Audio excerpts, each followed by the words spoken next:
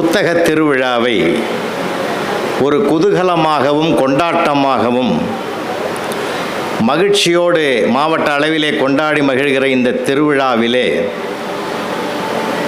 நானும் உங்கள் மத்தியிலே பேசுவதற்குரிய ஒரு வாய்ப்பினை பெற்றமைக்காக மாண்புமிகு தமிழக முதல்வர் அவர்களுக்கு என் இதயம் கனிந்த நன்றியை பணிவோடு தெரிவித்துக் கொள்வதிலே மகிழ்ச்சி அடைகிறேன். இந்த இனிய நிகழ்வுக்கு தலைமையேற்று நடத்தி கொண்டிருக்கக்கூடிய ஏபிஆர்ஓ அம்மா கலைமாமணி அவர்களை வணங்கி மகிழ்ந்து, வருவாய்த்துறை நண்பர்கள் அனைவருக்கும் எங்களுடைய பணிவான வணக்கத்தை தெரிவித்துக் கொண்டு, இந்த அரங்கத்திலே அந்த காலத்தில் தான் பாண்டிய நெடுஞ்செழியன் காலத்தில் ஒரு புலவர் வராருன்னா மன்னன் அவ்வளவு மகிழ்ச்சி அடைவாராம். இந்த விழுப்புரத்திற்கு நான் வருகிறேன் என்ற வார்த்தையை கேட்டு பெருமகிழ்ச்சி அடைந்த நான் கண்ட மன்னன் தான் விழுப்புரம் கம்பன் கழக தலைவர் தனபால் அவர்கள். அவ்வளவு மகிழ்ச்சி, அவ்வளவு பெருமை. எனக்கு பொண்ணு கொடுத்த மாமனார் கூட அவ்வளோ சந்தோஷப்படலை. அவ்வளவு மகிழ்ச்சியாக ஐயா நம்ம பாராட்டுதலுக்குரிய பரமசிவம் அவர்கள், அன்பு சகோதரர் காங்கேயன் அவர்கள், ஆன்மீக திலகம் ஜெயச்சந்திர ரெட்டியார் அவர்கள், எல்லாருமே ஒரு குடும்பத்தில் இருக்கக்கூடியவர்களாக இருந்து ஒரு வரவேற்பு நல்கி ஒரு விருந்தும் படைத்து என்னை மேடைக்கு அழைத்து வந்திருக்கிறார்கள். அவர்களுக்கு என்னுடைய அன்பான நன்றி கலந்த வணக்கத்தை உங்கள் சார்பிலே என் சார்பிலே தெரிவித்து கொண்டு, இந்த அரங்கம் முழுவதும் நிறைந்திருக்கக்கூடிய வணக்கத்திற்குரிய பெரியோர்களே, தாய்மார்களே, இளைஞர்களே, நம்ம இணைப்புரை வழங்குகிற அன்பு சகோதரியார் அவர்களுக்கும் என்னுடைய அன்பான வணக்கத்தை தெரிவித்து கொண்டு, என்னுடைய சிரிப்போம் சிந்திப்போம்னு தலைப்பு கொடுத்துருக்காங்க. நான் ஒரு 6-7 தலைப்பு கொடுத்துருந்தேன். அந்த தலைப்பில் இதுதான் எனக்கு பிரிண்டிங் பார்த்த பிறகு தான் தெரியுது இந்த தலைப்பு கொடுத்துருக்காங்கன்னு. ரொம்ப மகிழ்ச்சி. மனிதனுக்கு மட்டும்தான் கடவுள் அந்த சிரித்து மகிழக்கூடிய பக்குவத்தையே கொடுத்துருக்கிறான். திருவள்ளுவர் கூட சொல்கிறார், நகல் வல்லர் அல்லார்க்கு பகற்பொழுதும் மாயிரு, அதாவது பகல் பொழுது கூட இருட்டுக்கு சமம்னார். தெளிவாக சொல்லிடுறேன். சிரிக்க தெரியாதவனுக்கு பகல் பொழுது கூட இருட்டுக்கு சமம்னார். இதை விட யாராலும் சொல்ல முடியாது. இந்த விழுப்புரம் மாநகரத்துக்கு பெருமை சேர்த்த அம்சங்கள் பல உண்டு. அந்த பல்வேறு அம்சங்களில் ஒரு அம்சம் திருக்குறளார் ஐயா வி முனுசாமி அவர்கள் பிறந்து வளர்ந்து உலகம் முழுவதும் திருக்குறளை எளிய முறையிலே கொண்டு போய் ஏழையின் குடிசைக்குள்ளே நுழைத்த பெருமை அவருக்குத்தான் சாரும். அவருடைய கையை தான் முதல் பிடித்து கொண்டு மேடைக்கு நான் வந்தேன். அவரை இந்த நேரத்தில் நான் வணங்கி மகிழ்வதிலே பேரானந்தப்படுகிறேன். அன்பானவர்களே, நகையே அழுகை இளிவரல் மறட்கை அச்சம் பெருமிதம் வெகுளி உவகை என்று அப்பாலிட்டே மெய்ப்பாடு என்பன்னு மனிதனுக்கு வருகிற அந்த சுவைகளில் முதலிடத்தை பெறுவது நகைச்சுவை. அதனால்தான் நகையே அழுகைன்னு அழுகையை அடுத்தது வச்சார் தொல்காப்பியர். நான் வந்த பிறகு பார்த்தேன், இந்த மேடையில் இந்த குழந்தைகள் பண்ண இந்த கம்பத்தில் ஏறி விளையாடினா பாருங்கள், இந்த கம்பத்து பக்கத்தில் கூட நமக்கு நிற்க பயமாக இருக்குது. அவன் என்ன லாவகமாக கையால் பிடிச்சி ஏறுறதை விட காலால் பிடிச்சி ஏறின காட்சியெல்லாம் பார்த்துருப்பீங்க. அந்த பிள்ளைகள் எந்த பள்ளியில் படிக்கிறாங்கன்னு எனக்கு தெரியாது. ஆனால் அந்த பள்ளிக்கூடத்தில் இந்த பிள்ளைகளுக்கெல்லாம் நிறைய மார்க் போடுங்க ஐயா. ஏன்னா இந்த மாதிரி ஒரு சிறப்பம்சம்னு ஒன்று இருக்குல்ல, இது எல்லாராலும் செய்ய முடியுமா? மாநில ஸ்டேட் ஃபஸ்ட்டு டிஸ்ட்ரிக்ட் ஃபஸ்ட்டு எடுக்கிறவங்க கூட கிட்டே வரமாட்டான். அதனால தான் நான் சொல்கிறது, திறமை இல்லாதவர்கள் பிரபஞ்சத்தில் படைக்கப்படுவது இல்லை. அவரவர்களுக்கு ஒரு திறமையை கடவுள் வச்சிருக்கிறான். அதில் இந்த பிள்ளைகளுடைய திறமை அபார திறமை, ரொம்ப அற்புதமாக பண்ணிச்சுங்க. எல்லாரை விட ஏறி அந்த கம்பத்து மேலே உட்காந்தான் பாரு, அவனை விட அவன் மடியில் நின்னான் பாருங்க ஒரு குழந்தை. அவன் முகத்தை தான் நான் பார்த்தேன். தைரியமாக பயமில்லாமல் உட்காந்துக்கிறான் சார். அவன் எவ்வளவு ஒரு ஆர்வம். அந்த பிள்ளைகளுக்கெல்லாம் ஒட்டு மொத்தமாக ஒரு கைத்தட்டல் கொடுங்களேன். ஏன்னா இந்த பாராட்டு தான் சார் அடுத்த படிக்கட்டில் கால் வைக்க விரும்பும். பிள்ளைகளை என்னைக்குமே பாராட்டணும். அது யாருக்கு அதிகமாக பாராட்டுகிற உணர்வு வரும்னா, எதையும் எளிமையாக நகைச்சுவையோடு எடுத்துக்கொள்கிற மனம் படைத்தவர்களால் தான் அது சாத்தியமாகும். ஏன்னா மனிதனுக்கு சுபாவம் என்னென்னா, எடுத்த உடனே குறையதான் பார்ப்பான். ஒரு வெள்ளை வேஷ்டியில் ஒரு கருப்பு புள்ளி இருந்தால் அந்த கருப்பு புள்ளியை பற்றி தான் ஆராய்ச்சி பண்ணுவானே தவிர 99% வெள்ளையை பற்றி நினைக்க மாட்டான். இது மனித சுபாவம் சார். இது நீங்கள் பஸ்ஸில் கூட பயணம் பண்ணுங்களா, ஜன்னல் வர சீட்டு கிடைக்கிறது பெரிய பாக்கியம் பண்ணியிருக்கணும், புண்ணியம் பண்ணியிருக்கணும். அது இப்போ ஜன்னல் வர சீட்டும் கிடச்சிடுது. 10 ரூபா கொடுக்குறேன் டிக்கெட், 9 ரூபா 50 பைசா. மீதி 50 பைசா சில்லறைக்காக அந்த 1 மணி நேர பயணத்தை அந்த 50 பைசா கொடுக்காத கண்டக்டரையே அப்பப்போ போக வர பார்த்தே எல்லா சுகத்தையும் இழக்கிறவன் தான் மனிதன். விளையாட்டுகளில் இது மனித சுபாவம், எனக்கு சேர்த்து தான் நான் சொல்கிறேன். அப்போது நான் என்ன கேட்குறேன்னா, இந்த சிரிப்போம் சிந்திப்போம்ன்ற தலைப்பிலை ஒட்டி ஒரே ஒரு செய்தியை நான் முதல்ல உங்களுக்கு பதிவு பண்ணிடுறேன். இந்த உலகத்தில் வேண்டாத மனிதர்களும் இருப்பார்கள், வேண்டத்தகாத காட்சிகளும் நம் கண் முன்னாலே தெரியும். வேண்டாத மனிதர்களையோ வேண்டத்தகாத காட்சிகளையோ நாம் பார்க்க நேரிடும் போது இந்த மனதை கண்ணாடியாக வைத்துக்கொள்வோம். ஏன்னா கண்ணாடி எப்போ காட்டுமா, காட்டின பிறகு தான் காட்டும். அது காட்டாத போது காட்டவே காட்டாதது. வேண்டியதும் வேண்டிய மனிதர்களும் வேண்டிய நிகழ்வுகளும் நம் கண் முன்னால் நிகழ்ந்தால் அப்பொழுது நம்முடைய மனதை கேமராவாக மாற்றிக்கொள்வோம். கேமரா வாங்கி உள்ளே வச்சுக்கும். வேண்டாததை பார்க்க நேரிட்டால் கண்ணாடியாகவும், வேண்டியதை பார்க்கிற போது மனதை கேமராவாகவும் மாற்றிக்கொள்ளுகிற மனப்பக்குவம் பெற்றுவிட்டால் மனிதனுக்கு வாழ்க்கையில் கஷ்டம்னு ஒன்று வரவே வராது. மகிழ்ச்சி தான் அவனுக்கு பெருகிக்கிட்டே இருக்கும். இதுதான் உண்மையான செய்தி. ஏன்னா அந்த மனம் என்ற ஒன்றைத்தான் நம்ம கடவுள் கொடுத்துருக்குறான். மனசு குதூகலமாக இருக்கணும் சார், எதையும் ரசிக்க பழகணும். எனக்கு பாரதியார் இடத்துல ரொம்ப பிடித்த வரி எது தெரியுமா? எத்தனை கோடி இன்பம் வைத்தாய் எங்கள் இறைவா. சார் அவனுக்கு பட்டினி சார், உப்பு இல்லை பருப்பு இல்லை அரிசி இல்லைன்னு ஏங்கவே இல்லை ஒரு நாள் கூட. வல்லமை தாராயோ இந்த மாநிலம் பயனுற வாழ்வதற்கேன்னு தான் பெரிய வரத்தை கேட்டானே தவிர எனக்கு இப்போ அடுத்த வேலைக்கு சாப்பாட்டுக்கு வழி பண்ணுன்னு அவன் கேட்கவே இல்லை. அவ்வளோ உயரிய சிந்தனை. அதனால்தான் அவனுக்கு உலகத்தையே பார்க்குற போது அத்தனை கோடிக்கணக்கான இன்பங்கள் கொட்டி கிடக்குதுன்னு பாடினான். அதனால் எதையும் நம்ம ரசிக்க பழகும். அன்றைக்கி ராத்திரி 1 மணி, மிட் நைட்டு 1 மணிக்கு எழுந்து ஒரு அம்மா மேக்கப் பண்ணுது. அவன் வீட்டுக்காரனே கேட்டுக்கிறான், அடியே இந்த நேரத்தில் ஏன்டி மேக்கப் பண்ணுறேன்னு கேட்டிருக்கான். சும்மா வாய மூடின்னு படியா, நான் ஃபேஸ் லாக்கை வச்சுக்கிறேன் செல்லில், மேக்கப் கலைஞ்சி போச்சு, அது ஓப்பன் ஆக மாட்டேனுது, அதனால தான் நான் மேக்கப் போட்டுக்கிறேன்னுச்சு. அப்போ அவன் சொன்னான், உன் ஒரிஜினல் மூஞ்சி செல்லுக்கே பிடிக்கலடினா, ஆனால் உன்னை பிடிச்சி உன் கூட நான் வாழறேனே, என்ன நான் எவ்வளோ பெரிய உயர்ந்த மனுஷன்னு கொஞ்சமாவது யோசின்னா. சின்ன சின்ன விஷயங்கள் சார் நிறைய இருக்குது. நம்ம அன்றாடம் பேச மறந்ததுனாலே பெரிய மகிழ்ச்சிகள் எல்லாம் இழந்துட்டோம். ஏன்னா வீட்டில் ஒரே ஒரு கருவி பேசிக்கிட்டு இருக்குது, நம்ம அமைதியாக கேட்டுக்கிட்டு இருக்கிறோம். உண்மையிலே இந்த தாய்மார்களெல்லாம் நான் கையெடுத்து வணங்குறேன். அங்கங்கே இருக்கிற தாய்மார்களை சீரியலை தியாகம் பண்ணிட்டு வந்திருக்கிறது லேசான விஷயம் இல்லை. எல்லாம் இன்றைக்கி வேணாயா, புலவர் பேசுகிறாரு, மனுஷபுத்திரன் மிக பிரம்மாண்டமான ஒரு மனிதர், அறிஞர். அவர் எனக்கு அடுத்து அவர் பேச இருக்கிறார். அவர் ஒரு மிக பிரம்மாண்டமான எழுத்தாளர், ஒரு புரட்சி எழுத்தாளர். அவர் சமூக சமநீதி உருவாவதற்காக தன்னை அர்ப்பணித்து கொண்ட எழுத்துலக சக்கரவர்த்தி. அவர் எனக்கு பிறகு பேச இருக்கிறார். ஐயா அதெல்லாம் இங்கே நல்லா கேளுங்க. ஏன்னா அதனால் அதுக்காக வந்திருக்கிற தாய்மார்களை நான் பாராட்டுறேன். நிறைய இருக்குது சார், வீட்டுக்குள்ளேயே இருக்குது சார். அன்றைக்கி கூட ஒரு அம்மா ஹஸ்பண்ட் அப்படி உக்காந்துங்கிறார் சேரில், வீட்டை விட்டு வெளியில் போகுது அந்த அம்மா. ஏங்க நான் வெளியில் போகிறேன், உங்களுக்கு என்ன வேணும்னு கேட்டுது. அதை விட எனக்கு என்னடி வேணும்னா, இப்போ அது உள்ளே என்ன நடக்குதுன்னு கொஞ்சம் யோசனை பண்ணி முடிவெடுங்க. சின்ன சின்ன விஷயங்களில் சொர்க்கம் இருக்குது சார். மகிழ்ச்சி என்பது சின்ன சின்ன விஷயங்களில் இருக்கிறது, வெற்றி என்பது பெரிய பெரிய விஷயங்களில் இருக்கிறது. மனிதன் ஒன்றை பார்த்து மகிழ்ச்சி அடையணும்னா ஒன்று குழந்தையாக இருக்கணும், இல்லைன்னா குழந்தைகளோடு இருக்கணும். நம்ம குழந்தை மனசு. அதனால தான் நீங்கள் மூத்த பெருமக்கள்லாம் நிறைய பேர் இருக்கீங்க. 60 வயதை தாண்டிட்டிங்கன்னா உங்கள் பேரன் பேத்தியோட மகிழ்ச்சியாக பேசுங்க. உலகமே அவங்க தான். இப்போது அவங்கள மாதிரி ஒரு சொர்க்கம் உலகத்திலே கிடையாது சார்.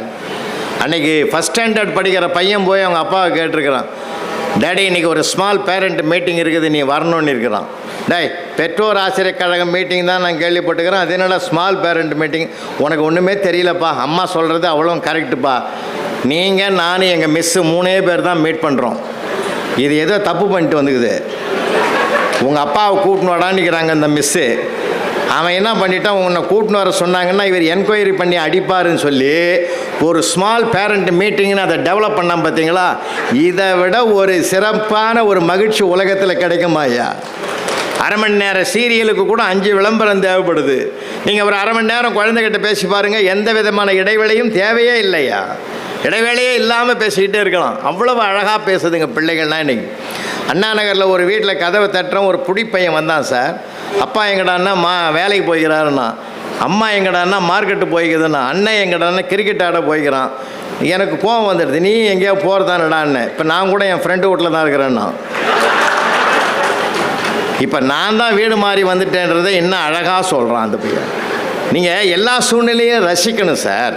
நம்ம ரசிக்கிறதுக்கு நம்ம மனசை தயாராக வச்சுக்கணும். எப்போ பார்த்தாலும் ஏதோ ஒரு சிந்தனை. இன்னொன்று தெரியுங்களா? இருப்பதற்கு மகிழ பழகுவோம், இல்லாததற்கு ஏங்கவே வேண்டாம்.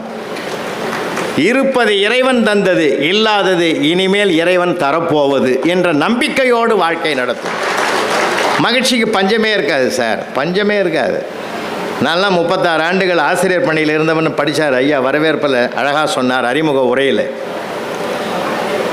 2006 மேதக அப்துல் கலாம் அவர்கள் நான் வணங்குகிற இதய தெய்வம் அவர். அவரை போல ஒரு உத்தமர் இனி பிறப்பாரா என்பதே கேள்விக்குறி. அவ்வளவு அற்புதமான மனிதர் அவர். அவரை பற்றி இன்னும் நிறையா உலகம் தெரிஞ்சுக்கல. அவர் இந்திய திருநாட்டில் பிறந்ததற்கு இந்திய மண் தவம் செய்திருக்க வேண்டும். அப்படிப்பட்ட ஒரு உயர்ந்த மேதை. நான் 2015 நாசாவுக்குள்ள 2 நாள் இருந்தேன். இந்த நாசா விஞ்ஞான ஆய்வுக்கூடத்துக்குள் 2 நாள் இருந்தபோது தான் அவரை இன்னும் ஒரு உயரத்தில் நான் பார்த்தேன். ஏன் தெரியுமா? இப்போ இந்த விழுப்புரத்தில் நம்முடைய வருவாய்த்துறை அரசு நடத்துகிற இந்த புத்தக திருவிழாவை பார்க்கணுன்னா நாசாவுக்குள்ளே அடுத்த செகண்டே பார்க்கலாம். அவ்வளவு டெக்னாலஜி உள்ள இடம், அது தொழில்நுட்பம் உள்ள இடம்.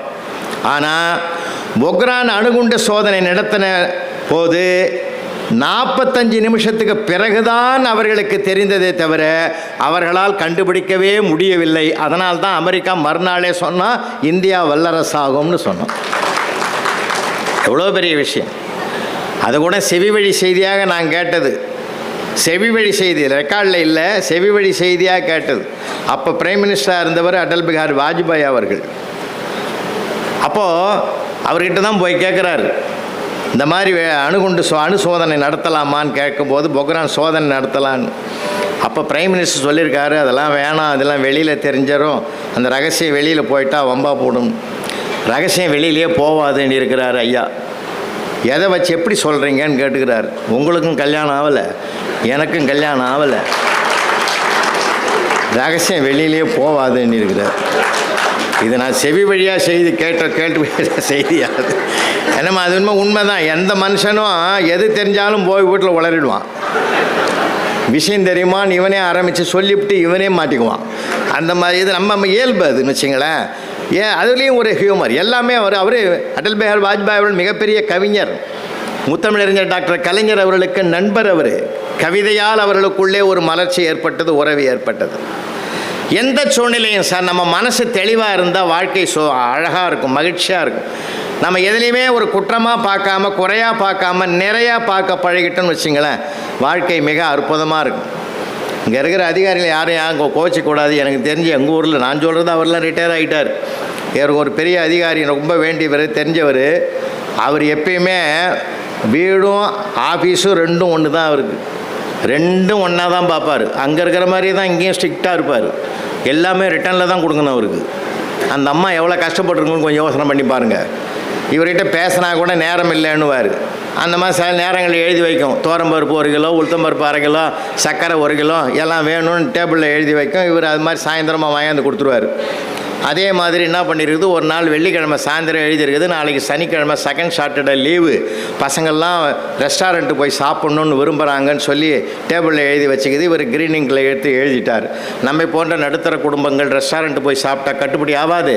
அந்த பசங்க என்னென்ன சாப்பிட்ணுன்னு விரும்புதோ எல்லாம் வீட்டிலே செஞ்சு கொடுத்துரு, அனுமதி மறுக்கப்படுகிறதுன்னு எழுதிட்டார். சரின்னு அந்த அம்மாவும் ஏற்றுக்கிச்சு. சரின்னு என்ன பண்ணுறது, நம்ம தலையெழுத்து தான். அடுத்த வாரம் வெள்ளிக்கிழமை வந்தது, பசங்கள்லாம் புது படம் வந்தது, போய் பார்க்கணுன்னு ஆசைப்பட்டுதுங்க. தியேட்டருக்கு போய் புதுசாக படம் பார்க்கணுன்னு பிள்ளைங்கள்லாம் ஆசைப்படுது. அதனால் நான் மேலான அனுமதி கேட்டு விண்ணப்பிக்கப்படுகிறதுன்னு அந்த அம்மா எழுதிச்சு. இவர் என்ன பண்ணிட்டாரு, கொஞ்ச நாளில் போனால் நம்ம இதிலேயே டிவியிலே போட்டுடுறோம், அதனால் நீங்கள் கொஞ்ச நாள் பொறுத்து இருக்கவும், அதுக்கு பிறகு நம்ம வீட்டிலே பார்த்துக்கலாம், நானும் சேர்ந்து பார்ப்பேன், அனுமதி மறுக்கப்படுகிறதுன்னு எழுதிட்டார். அந்த அம்மாவுக்கு கோவம் வந்துடுது. 4 நாள் பொறுத்து, இவெல்லாம் ஒரு மனுஷன், இவங்க கூட குடும்பம் பண்ணுறது போயான்னு சொல்லி லீவ் லெட்டர் எழுதி வச்சிருது. எனக்கு மனசு சரியில்லை, எங்கள் அம்மா வீட்டுக்கு போகிறேன், எனக்கு ஒரு 10 நாள் லீவு வேணும்னு எழுதி வச்சிருக்கு. அப்பயும் நம்மால் சும்மா விடலை சார், கிரீனிங் எடுத்தார், மாற்று ஏற்பாடு செய்து விட்டு போகணும்னு எழுதிட்டார் சார். நான் என்ன கேட்குறேன், கையெடுத்து கூப்பிட்றேன், வீடாக வச்சுருக்கணும், அலுவலகம் அங்கே இருக்கிறத கொண்டாந்து இங்கே சொல்கிறது, இங்கே இருக்கிறத கொண்டு போய் அங்கே பேசுறது, இதெல்லாம் எங்கே கற்றுக்கிறேன்? என் பிள்ளை தான் சார் கற்றுக் கொடுத்தான் எனக்கு. நான் ஏதாவது கோபமாக கிளாஸில் பேசுனேன்னா, கம்முன்னுறான், ஐயாவுக்கு வீட்டில் பிரச்சனை போலக்குதுன்றான். அவன் தான் சார் கண்டுபிடிக்கிறான். இன்றைக்கி இருக்கிற பிள்ளைகளை சாதாரணமாக நினைக்காதீங்க, அற்புதமான அறிவு வளர்ந்துருக்குது, ஆற்றல் வளர்ந்துருக்குது, திறமை வளர்ந்துருக்குது சார். விளையாட்டுக்கு சொல்லலை, நான் வேடிக்கைக்கு சொல்லலை, அவ்வளவு அற்புதமான பிள்ளைங்கள்லாம். ஏன்னா அவங்ககிட்ட பேசி பாருங்களேன். அவன் ஒன்றும் இல்லை, எங்கள் தாம்பரத்தில் ஒரு பெரியவர் சார், உண்மையிலே நேஷ்னல் ஸ்கூலு பக்கத்தில் இருக்கிறார். அவர் யாரை பார்த்தாலும் மடக்குவார் சார். அவரை பார்த்தாலே ஓடிடுவான் எல்லாம். ஏன்னா வில்லங்கமாக கேள்வி கேட்பார், ஏடா குணமாக கேட்பார். எவனும் பதில் சொல்ல முடியலன்னும் போது அவருக்கு ஒரு சந்தோஷம். ஏன்னா அடுத்தவனை மடக்கிட்டம் பற்றியான்னு அவர் ஒரு இருமாப்பாக இருப்பார். அப்படி ஒரு மகிழ்ச்சி கண்ட மனுஷன் என்ன பண்ணார், ஒரு நாள் அந்த ஸ்கூலில் படிக்கிற 8ஆம் கிளாஸ் படிக்கிற பையன்கிட்ட மாட்டினார். என்ன அந்த ஸ்கூல்லேயே நீ தான் ஃபஸ்ட் ரேங்க்லாம் எடுக்கிறியாம, பிரில்லியன்ட் ஸ்டூடெண்ட்டாம, நான் ஒரு கேள்வி கேட்குறேன் சொல்கிறியா அப்படின்னாரு. கேளுங்க ஐயான்ட்டான். நான் டெல்லியிலேருந்து கல்கத்தாவுக்கு ஃப்ளைட்டில் போகிறேன், 800 கிலோமீட்டர் வேகத்தில் அந்த ஃப்ளைட் போகுது, அப்படின்னா என் ஏஜ் என்னான்னாரு. இந்த கேள்விக்கு சம்மந்தங்குதா? 800 கிலோமீட்டர் வேகத்தில் போகிற ஃப்ளைட்டில் இருந்தாலும் போனால் அதுக்கு அவர் வயசுக்கு என்ன சம்மந்தங்குது? ஏடா கூடமாக கேட்டார். அந்த பையன் என்ன பண்ணால் ஃபியூ செகண்டில் பதில் சொல்லிட்டான் சார், எக்ஸாக்ட்லி உங்களுக்கு ஏஜ் 60ன்னா. அந்த ஆள் அப்படி கட்டி பிடிச்சிட்டான் சார். எப்படா கண்டுபிடிச்சா? 60 தாண்டா நடக்குது. என் செல்லமே நீ அறிவாளி தாண்டா. சரி எப்படி கண்டுபிடிச்சேன்னார். அந்த பையன் சொன்னான், எங்கள் வீட்டில் எங்கள் அண்ணன் ஒருத்தங்கிறான், அவன் எதை எடுத்தாலும் ஏடா கூடமாக தான் பேசுவான். அவன் கேட்குற கேள்விக்கு பதிலே சொல்ல முடியாது, வில்லங்கமாக பேசுவான். அவனுக்கு அவனை எல்லாரும் நாங்கள் அரக்கிருக்குன்னு சொல்லுவோம். அவனுக்கு வயசு 30.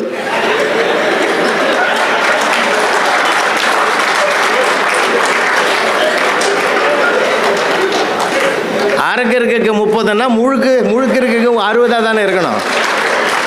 அதை வச்சு தான் நான் கணக்கு போட்டேன்னா, அன்னையோட அவர் டைரி எடுத்து எழுதிட்டார், இனி வாழ்நாளில் நான் எவனையுமே கேள்வி கேட்க மாட்டேன். அதனால் சின்ன பிள்ளைங்கன்னு நினைக்காதீங்க நீங்கள். அவன் அவ்வளோ அபாரமாக இருக்கிறான் சார். நான் யூடியூப்பில் வர என்னதெல்லாம் பார்த்துருப்பீங்க. இப்போ என் புத்தகத்துலேயும் நான் முத எழுதினேன், ஒரு 20 வருஷத்துக்கு முந்தைய எழுதினது. ஒரு அருமையான சம்பவம், அதை மறக்கவும் முடியாது என் வாழ்க்கையில். தெரிஞ்சிருந்தாலும் உங்களுக்கு நான் நினைவுபடுத்துகிறேன். ரொம்ப சுவையான சம்பவம் அது. 6ஆம் கிளாஸ் தான் சார் அது. நான் சின்ன பிள்ளை, பெரியவரை வியத்தலும் மேலுமே சிறியவரை ஏழுதல் அதனேனும் மேலுமேனு புறநானூற்று புலவன் சொன்னதை நான் வாழ்க்கையில் கடைபிடிக்கிறவன். 6ஆம் கிளாஸ் பையன் சார். அது மார்க் 2 மார்க் ஃபெயில் ஆகிட்டாப்புல, 33 தான் வாங்கியிருக்காள். என் பக்கத்தில் அப்படி பவ்யமாக நின்னான். என்ன நிற்கிறேன்னு, 2 போட்டிங்கன்னா நம்ம லைஃப்லேயே பெரிய வெற்றி கிடைக்கிற மாதிரி தான். என்ன 2 போட்டால் லைஃப்பில் என்ன வெற்றி? இல்லை சார், 33 போட்டு ஃபெயில் ஆகி சரிங்க, 2 போட்டிங்கன்னா என் பரம்பரையிலே பாஸ் பண்ண சந்தோஷம் எங்களுக்கு வரும் சார். என்னடா இந்த 2 மார்க்குக்கு பரம்பரையை கூட்டான்ட்டானே, என்னென்ன சொல்ல போகிறோன்னு நினச்சி பயந்து பேப்பரை கொண்டாந்து வைக்கிறேன் சார். வைக்கிறதுக்குள்ளே அவனை சப்போர்ட் பண்ணுறதுக்கு இன்னொருத்தன் வந்துட்டான் சார். என்னடா ஐயா கிட்ட கேட்குற, இந்த பள்ளிக்கூடத்தில் நல்லவர் தெரியுமா? இந்த வார்த்தையை கவனிச்சிங்கன்னே வாங்க, அவரை மாதிரி நல்லவர் யாரா இருக்கிறாங்க? என்னடா கேட்ட? அவனை 2 மார்க் கேட்டேன்டா சார். போடுங்க சார், இன்றைக்கி இருக்கிறவன் நாளைக்கு இல்லை சார். எவ்வளோ வேதாந்தம் பேசுகிறான் சார் அவன். எனக்கு ஒரு மாதிரி ஆகிட்டுது. என்னன்னா இவனுக்கு ஒரு முடிவோடு வந்திருக்கிறானு. இதுக்குள்ளே இன்னொருத்தன் வந்துட்டான் சார். அவன் பயங்கரமான ஆள். அவன் வந்துட்டான். என்னடா 2 பேரும் ஐயாவை சுற்றி பேசிக்கிறீங்க, தொந்தரவு பண்ணாதீங்கடா. என்னடா கேட்டீங்க? ஒன்றும் இல்லைடா, 2 மார்க். போடா, அவர் தகுதின்னா பெருமைன்னா 5 போடுவார், கம்முன்னு இருறான்னா சார். இனியும் ஒருத்தன் வந்து எதனா பண்ணிட்டு போகிறான்னு சொல்லி அந்த 33 போட்ட மார்க்கை வாங்கி அந்த பேப்பரை வாங்கி அங்கே இங்கே அட்ஜஸ்ட் பண்ணி, எங்களுக்கு தெரியும் எங்கெங்கே போடணுன்னு போட்டு ஒரு அரை அங்கேயும் போட்டுக்கிட்டு சூழ்ச்சி எதுக்கு போட்டோம்னு எங்களுக்கே தெரியாத அளவுக்கு சூழ்ச்சிடுவோம். அதை சூழ்ச்சி கழிச்சு எல்லாத்தையும் பண்ணிவிட்டு கொண்டாந்து இவங்ககிட்ட கொடுத்தேன் சார், 38 ஆக்கி கொடுத்தேன் சார், பேப்பரை வாங்கிக்கின்னு இந்த கடைசியில் வந்து அவனுக்கு 5 போடுவான்னு சொன்னான் பார்த்தீங்களா, அவனை பார்த்து சொல்கிறான், என்னமோட உன் புண்ணியத்தில் நான் பாஸ் ஆகிட்டேன்ட்டான் சார். அவன் போட்டது நான் சார், புண்ணியம் அவனுக்கு சார். இதுதான் சார் பிள்ளைகள், அவங்க கூட ஜாலியாக இருக்கணும் சார். அதனால தான் எப்பயுமே குழந்தைகள் தினம்னு ஒன்று கொண்டாடுறோம் இல்லையா? எப்போ? நவம்பர் 14. இன்னொரு தினம் கொண்டாடுறோம், காதலர் தினம்னு ஒன்று கொண்டாடுறோம். எப்போ? எல்லாம் ஞாபகம் வச்சுருக்கோம் பாருங்கள். ஒரு குறள் சொன்னால் ஞாபகம் வராது. காதலர் தினம் பிப்ரவரி 14, குழந்தைகள் தினம் நவம்பர் 14. சரியாக பாருங்கள், நம்மளால அறிவாளிங்கய்யா, டேட்டு கூட எப்படி வச்சுக்கிறான் பாரு, நடுவில் சரியாக 10 மாதம். நீ கணக்கு போட்டு பாருங்களேன், கரெக்டாக போட்டு வச்சுக்கிறான் கணக்கை. குழந்தைகள் தினம்னு கொண்டாடக்கூடாது சார், குழந்தைகளை தினமும் கொண்டாடணும் சார். நிஜமாக சொல்கிறேன். குழந்தைங்கிட்ட நம்மெல்லாம் அம்மா தாத்தா பாட்டி பெரியப்பா சித்தப்பா அப்பாலாம் எவ்வளோ சார் பேசியிருப்பாங்க நம்மக்கிட்ட, எவ்வளோ பேர் பேசியிருப்பாங்க. நினச்சா என் வாழ்க்கையில் மறக்க முடியாது. எங்கள் பெரியப்பா சார் 16 பசங்க சார் அவருக்கு. யாராவது கேட்டால் பகவான் அவ்வளோதான் கொடுத்தாருன்னுவார். சம்மந்தம் இல்லாத பேசுவார் அவர். பகவான் கொடுத்தாரா, மனவன் சும்மா இருக்க மாட்டான், பகவான் கொடுப்பாரா இப்படி நிறுத்திட்டாரான்னு, கொடுக்காம எங்கே போடுறான்னுவார் சார். அவளை அன்றைக்கி 100 ரூபா சம்பாரித்தான் 1000 ரூபா வாழ்க்கை வாழ்ந்தான் சார். இன்றைக்கி 1000 ரூபா சம்பாதிக்கிறோம், 100 ரூபா வாழ்க்கை கூட நம்ம வாழலை சார். கருவிகளை கட்டின்னு அழறான், அவன்லாம் உறவுகளை கட்டின்னு கோடி அப்படி வாழ்ந்த வாழ்க்கையாக வாழ்ந்தான் சார். ஆனந்தமான வாழ்க்கை வாழ்ந்தான் சார். 16 பதில் 10 ஆம்பளை பிள்ளைங்க சார், 6 பொம்பளை பிள்ளைங்க சார். யாராவது வந்து கேட்பாங்க அந்த பையனுக்கு பேர் என்னான்னு, உடனே எங்கள் பெரியப்பா எங்கள் பெரியம்மா கிட்ட சொல்லுவார், அந்த 8ஆம் நம்பர் பையனுக்கு பேர் கேட்குறாரு சொல்லுன்னுவார். ஏன்னா இவருக்கு ஞாபகம் வச்சுருக்க முடியாது, அது நம்பர் தான் சீரியல் நம்பர் போட்டு வச்சுக்கிறார். இத்தனைக்கு அவர் போஸ்ட் மாஸ்டர் சார், வெளியிலையும் டெலிவரி உள்ளேயும் டெலிவரி. அதனால் வாழ்க்கையில் ஆனந்தம் சார், மகிழ்ச்சியாக இருக்குங்க. இன்றைக்கி நம்ம ஒரு பொண்ணு ஒரு பையனை வச்சுக்கிட்டு அவஸ்தைப்பட்டு கிடக்கிறோம். அதை பாசம் காட்டுறதா, அதை கண்டிக்கிறதா, பாசம் காட்டினா மோசம் போயிடுமா, கண்டிச்சா வீட்டை விட்டு ஓட்டிடுமா, பயப்படுற நாம் ஒன்று மட்டும் ஞாபகம் வச்சுங்க, குழந்தைகள் மேலே நம்பிக்கை வைங்க, அவன் நட்சத்திர மனிதனாக மாறுவான். மார்க்கெட்டுன்னு அவனுக்கு வராதது ஒன்றாலும் சொல்ல, வந்தால் மார்க் எடுக்கட்டும், வரலன்னா அது இந்த மாதிரி ஸ்போர்ட்ஸில் விளையாட்டில் உறுதியாகட்டும், சந்தோஷமாக இருக்கட்டும் சார். டெண்டுல்கர் என்ன ஸ்டேட் ஃபஸ்ட்டாக வந்தார், உலகத்திலே பெரிய பேட்ஸ்மேன் பேர் வாங்கலையா, தோனி வாங்கலையா? அவனுக்கு என்ன திறமையில் என்ன வருதோ அதை உருவாக்கி கொடுப்போமே, அதுதான் நம்ம பெற்றோருடைய மிகப்பெரிய கடமை. ஏன்னா நம்ம என்ன பண்ணுறது, இப்போ வரப்போகுது நீட் எக்ஸாம், அதுக்குள்ளே இப்போ நிறைய பேர் ட்ரைனிங் பண்ணுறான், நீ தான் டாக்டர் அவன் மண்டையில் புகுத்தி உலகத்திலேயே அதை விட ஒரு தொழில் உலகத்திலே கிடையாதா? இல்லை சார், அவனை வேலை தேடுபவனாக மாற்றுவதை விட மற்றவர்களுக்கு வேலை தருகிற இடத்தில் கொண்டு போய் உயரத்தில் நம்ம உட்கார வைக்கிறதுக்கு ஆசைப்படக்கூடாதா? நம்ம யோசிக்கணும் சார். அது மாதிரி தான் நம்மளுக்கு பூஸ்ட் பண்ணி தான் பிள்ளைகள் மோசமாக போகிறான். சேலத்தில் ஒரு பையன் அப்படி தான் சார், ஒரு 2 வருஷத்துக்கு முந்தி நீட்டில் ஃபெயில் ஆகிட்டான்னு சூசைட் பாயிண்ட் பண்ணிட்டு தான். அந்த தற்கொலை என்ற தாழ்வு மனப்பான்மை போகிறதுக்கு காரணமே இந்த சமூகத்தினுடைய மாற்றம் தானே சார். அவன் என்ன பண்ணான், செல்ஃபோன் டவரில் ஏறி உட்காந்துட்டான் சார். உயரமான இடம் அதுதான் நான் முடிவு பண்ணிட்டான், ஏற்காடு மலை விட அது உயரமாக இருக்குது. அதில் ஏறி உட்காந்துட்டான் சார். ஊரே திரண்டு அவனை கெஞ்சுது, வாடா இறங்கி வாடா, உழாதரா வேணாண்டா, நீ ஒரே புள்ளடா, நான் அம்மா அப்பாலாம் கெஞ்சுறான், சொல்லி கொடுத்த வாத்தியாரெலாம் கெஞ்சுறான். அந்த பையன் வரமாட்டேன்னு முடிவு பண்ணி நான் கீழே விழ போகிறேன், மாற்றமே இல்லைன்னா சார். கடைசியில் அவன் விடுற நேரத்தில் அவன் ஃப்ரெண்டு ஓடியாந்தான் சார். டேய் நண்பா, பறந்தாமா, விழுந்துராதரா. நான் வரும்போதே ஒரு பெரியவரை கேட்டேன், மூத்த பெரியவரை கேட்டேன்டா, அவர் ஒரு பெரிய ஆன்மீகவாதி, அவர் சொன்னார்ரா, ஒரு அகால மரணம் அடைஞ்சு அடுத்த பிறவி உண்டு தம்பி அப்படின்னு சொல்லிட்டார்ரா. ஒருவேளை நீ விழுந்து இறந்துட்டீன்னா அடுத்த பிறவின்னு ஒன்று வந்துருண்டா, மறுபடியும் நீ எல்கேஜிலேருந்து படிக்கணும், கொஞ்சம் யோசிடான்னா சார்.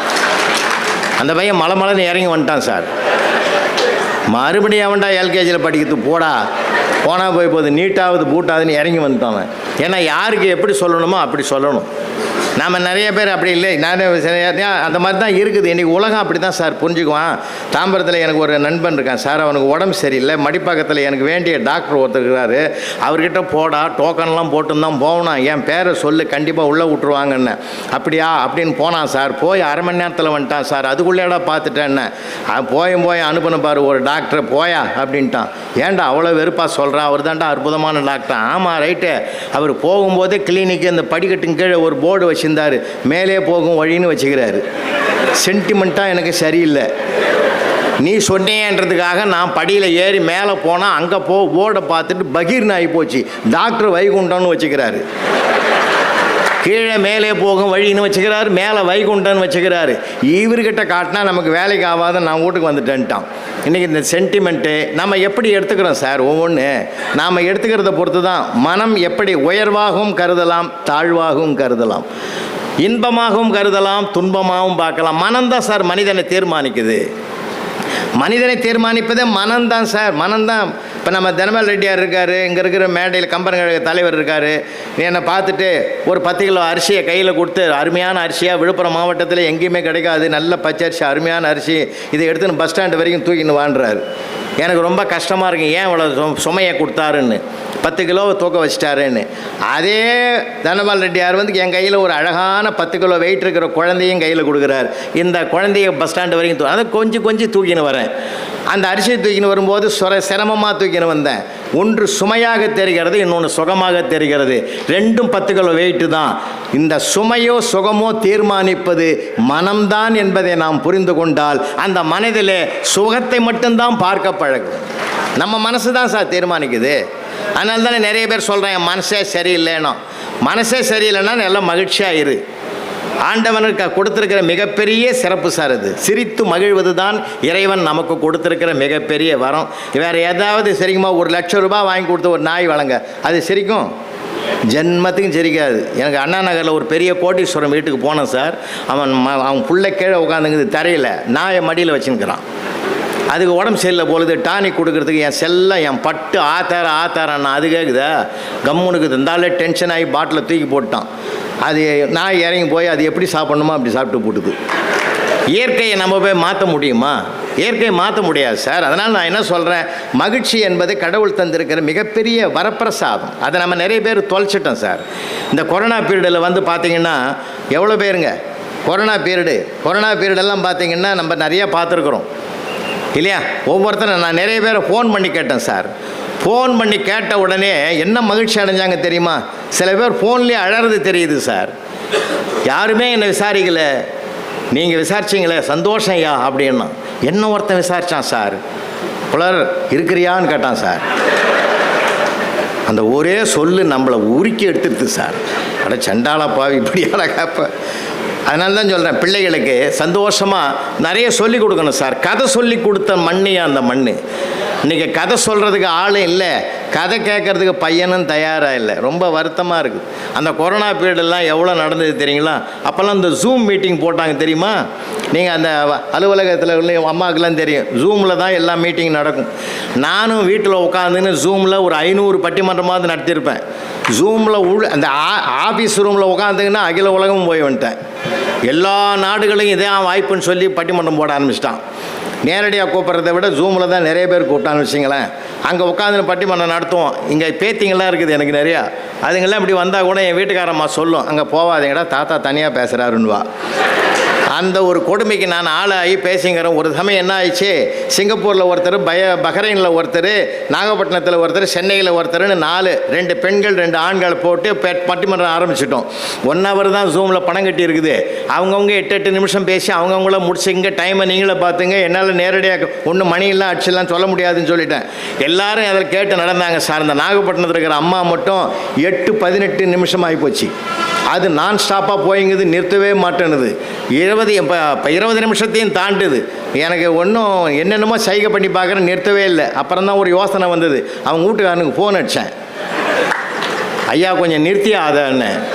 அவன் என்ன சொல்கிறான், அது ஆரம்பித்தா நிறுத்தாதுன்னு தெரிஞ்சால் 1/2 மணி நேரத்துக்கு முந்தைய நான் வெளியில் வந்துட்டேன்னா. அப்புறம் என்ன சொன்னான், ஒருவேளை அதை நிறுத்திட்டா சொல்லு, நான் வீட்டுக்கு வரேன்னா. இப்போ அவன் எனக்கு உதவுறது போக இப்போ நான் அவனுக்கு உதவ வேண்டிய நிலைமை வந்துடுது. அதே மாதிரி நான் சிங்கப்பூருக்கு 2019 போயிருந்த லிட்டில் இந்தியாவில் தமிழர் திருநாள் பொங்கல் பண்டிகை மிக பிரம்மாண்டமான பட்டிமன்றம் ஒட்டுமொத்த தமிழர்கள் மத்தியில் என் தலைமையில் தான் நடந்தது. அதை முடிச்சுட்டு வந்தேன் சார். எல்லா ஏர்போர்ட்டும் மூடிட்டான். இன்டர்நேஷ்னல் லெவலில் எந்த ஃப்ளைட்டும் போகலை. அப்போ என்ன ஆகி போச்சுன்னா 2 மாதத்தில் உண்மையில் அந்த நாகப்பட்டினத்துலேருந்து ஒருத்தர் வந்து சென்னையில் ஒரு ஹாஸ்பிட்டலில் அட்மிட் ஆகிட்டார் சார். 3rd ஃப்ளோரில் 303வது ரூமில் அட்மிட் ஆகிட்டார். ஹார்ட் பேஷண்ட்டுன்னு அட்மிட் ஆகிட்டார். அருமைச்சந்திரன் ஒரு கப்பல் தொழிலதிபர். அவர் என்ன பண்ணார், எனக்கு அங்கே தான் அவர் தான் எனக்கு அந்த லிட்டில் இந்தியாவில் கூப்பிட்டவர். உனக்கு ஃபோன் பண்ணி, ஐயா நாங்கள்லாம் வர முடியாது, தயவு செஞ்சு எனக்காக நீங்கள் கொஞ்சம் பாதுகாப்பாக போய் அந்த நண்பரை பார்த்துட்டு வாங்கன்னார். சரி நானும் போனேன் சார். எப்படி ஒரு பழமுதிர் சோலையில் நிறைய பழம்லாம் வாங்கிக்கின்னு நிறைய போனேன் சார். 303வது ரூமு. தொந்தரவு பண்ணுறோமோ ரெஸ்ட் எடுக்கிறாரோ என்ன நினச்சாருன்னு பார்த்தா லேசாக கதவு திறந்துருந்தது. நல்ல வேலை தொந்தரவு பண்ணாத உள்ளே போய் பார்க்கலான்னு சொல்லி எட்டி பார்த்தேன். அந்த பெட்டில் படுத்திருந்த ஆள் என்னை பார்த்துட்டு பரபரப்பாக எழுந்தார். நான் சொன்னேன், எந்திரிக்காதையா, இந்த மாதிரி பரபரப்பு அடைஞ்சு பதற்றம் அடைஞ்சு தான் உனக்கு இந்த வியாதியாக வந்திருக்குது. உனக்கு என்ன ப்ராப்ளம்னு எல்லா ஸ்டோரியும் அருமைச்சந்திரன் சொல்லிட்டாரு, நீ அப்படியே படுன்னு. இல்லை சார், எதையும் பேசாதையா, கம்முன்னு படுன்னு சொல்லி எடுத்து போன ஆப்பிளை கழுவி தோலை சீவி 2 பீஸ் போட்டு அவருக்கு சாப்பிட வச்சு, இப்போ 2 நாள் ஆச்சா அட்மிட் ஆகி இப்போ ஹார்ட் பெயின்லாம் எப்படி இருக்குதுன்னு கேட்டேன். ஹார்ட் பெயின் இருக்கிறவன் இசிஜி எடுக்க போய்க்கிறான்.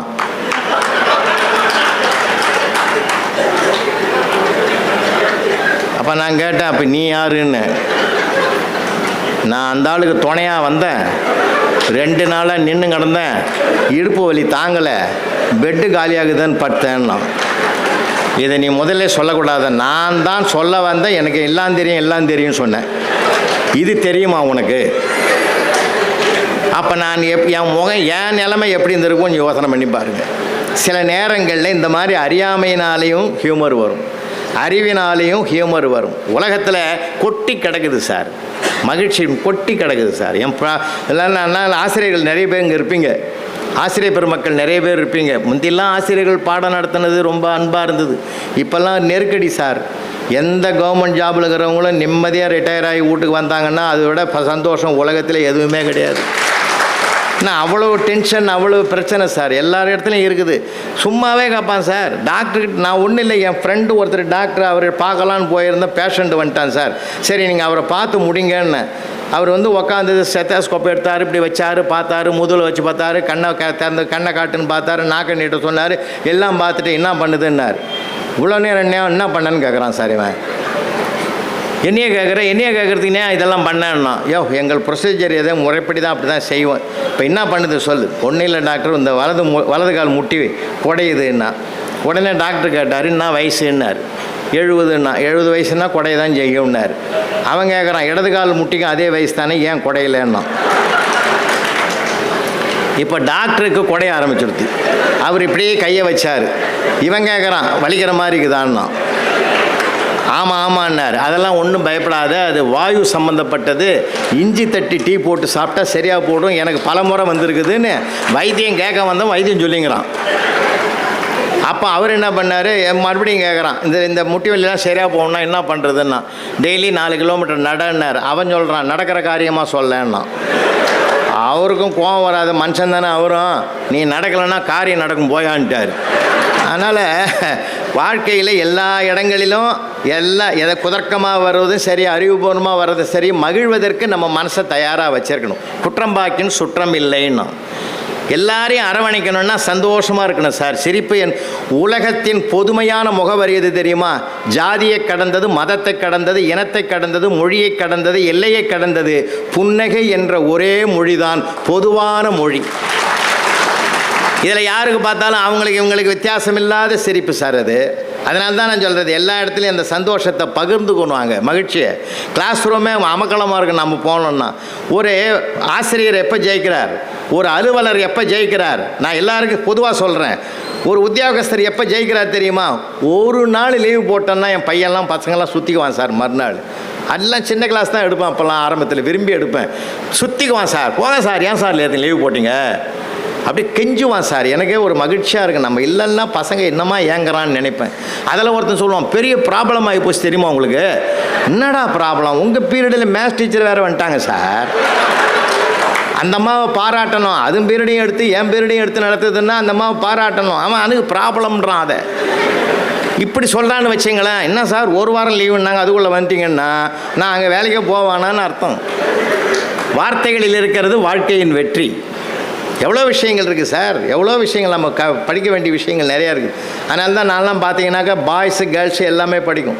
உண்மையிலே சொல்கிறேன், இந்த இந்திய திருநாட்டில் பாரத பூமியில் இன்றைக்கும் தர்மம் இருக்கிறது என்றால், அறம் இருக்கிறது என்றால், அது பெத்த தாயாலும் கட்டிய மனைவியாலும் தான் அது வாழ்ந்து கொண்டிருக்கிறது. பெண்கள் தான் அந்த அறத்தினுடைய கண்களாக இன்றைக்கி இருக்கிறாங்க. கிளாஸ் ரூம்லேயும் நாங்கள் பார்ப்போம். ஏன்னா ஒரு பையனையோ பெண்ணையோ உருவாக்குவது ஒன்று கருவறை, இன்னொன்று வகுப்பறை. அந்த வகுப்பறையில் நாங்கள் அந்த பிள்ளைகளை பார்க்குற போது அவ்வளோ ஆனந்தமாக இருக்கும். எந்த பிள்ளையும் நாங்கள் வைய மாட்டோம் சார், எல்லாமே சமமாக பார்க்குற ஒரு மனோபாவம் தான் ஆசிரியர்களுக்கு. ஆனால் அந்த ஆண் பிள்ளைக்கும் பெண் பிள்ளைக்கும் வித்தியாசம் இருக்குது தெரியுமா உங்களுக்கு? ஒரு கேள்விக்கு ஆன்சர் தெரிஞ்சாதான் சார் ஒரு பொண்ணு எழுதும். இன்றைக்கும் சொல்கிறேன், ஒரு பெண்ணு ஆன்சர் தெரிஞ்சாதான் சார் எழுதும். தெரியாட்டாலும் பக்கம் பக்கமாக கதை விடுறோம் நம்மால் தான். ஆமாம், கூடுதலாகவே எழுதுவான். ஆமாம், அதனால தான் அப்படி கூடுதலாக எழுதுறவங்க பூரா பின்னாடி கூடுதல் அதிகாரியாக வந்துடுவாங்க. கூடுதலாக எழுதுவான் சார், அவனுக்கு பஞ்சமே இருக்காது ஆன்சருக்கு. அப்படி தான் ஒரு தடவை கேட்டு, இந்த பூகம்பம் எப்படி உருவாகும்னு ஒரு பையன் மனசாட்சியே எழுதிக்கிறான் சார். வானம் வெடித்து சிதறும், பூமி பிளக்கும், கடல் கொந்தளிக்கும், பெருக்கெடுத்தும் ஓடும் வெள்ளத்தில் எங்கள் தமிழையா முதலில் போய் விடுவார். அவரை தொடர்ந்து ஆடு மாடுகளெல்லாம் போகும். என் கூட எதை அனுப்புகிறான் பாருங்க.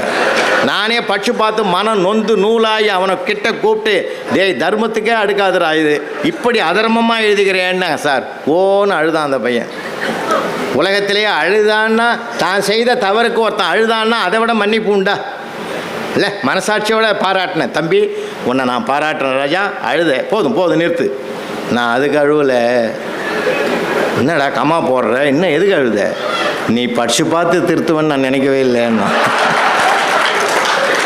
அதனால் சார் அவன் பிள்ளைகளை அரவணைக்கணும் சார், மகிழ்ச்சி சார் இது. அவன் ஆன்சர் எழுதுவான் தெரியுமா உங்களுக்கு? சிலதெல்லாம் ரொம்ப ஃபென்டாஸ்டிக்காக, நான் சில பண்டலாக வீட்டில் கட்டி வச்சுக்கிறேன். அதெல்லாம் பொக்கிஷம் சார். வள்ளுவருக்கே தெரியாத ரகசியத்தெல்லாம் எழுதி வச்சுருப்பான் அவன். அவ்வளோ அருமையாக எழுதியிருப்பான். 18ஆம் நூற்றாண்டில் வாழ்ந்தவர்களை பற்றி குறிப்பு வரேன்னு கேட்டிருந்தோம். ஒருத்தன் எழுதிக்கிறான், அனைவரும் மாண்டு விட்டனன்னு எழுதுனான் சார். அவனுக்கு ஃபுல் மார்க் போட்டேன். ஏன்னா அப்படி ஒரு ஆளை காட்டணுவான். நான் எங்கே போவேன்? 4000 திவ்ய பிரபந்தம் குறிப்பு வரைன்னு கேட்டிருக்கேன் சார். ஒருத்தன் எழுதிக்கிறான், இது 4000 பாடல்களை உடையது, அதிலே இருக்குது. இது படிக்க படிக்க திவ்யமாக இருக்கும், அதிலே இருக்குது. இதை உலகம் பிரபந்தம் என்று அழைக்கும். 3 சொல்லை எடுத்து 3 சென்டென்ஸ் எழுதிட்டான் சார் அவன். ரொம்ப பயங்கரமான ஆளுங்க தெரியுமா உங்களுக்கு? அதை விட பெரிய வேடிக்கை என்னென்னா, எங்கள் கணக்கு டீச்சர் சாந்தகுமாரின் பேர், எனக்கு அசிஸ்டண்ட்டாக இருந்தவங்க. அவங்க ஒரு கணக்கு கேட்டிருந்தாங்க சார். காலமும் நேரமும் ஒரு கணக்கு கேட்டிருந்தாங்க. 10 பேர் சேர்ந்து ஒரு தார் ரோடை 20 நாளில் போடுறாங்க. அதே ரோடை 15 பேர் சேர்ந்து எத்தனை நாளில் போடுவாங்க? இதே ஆள் மேற்படி ஆள் எழுதிக்கிறான் சார். இது அனாவசியமான கேள்வி. ஏற்கனவே 10 பேர் போட்ட ரோடை 15 பேர் எதுக்கு போடணும்னு எழுதிக்கிறான் சார்.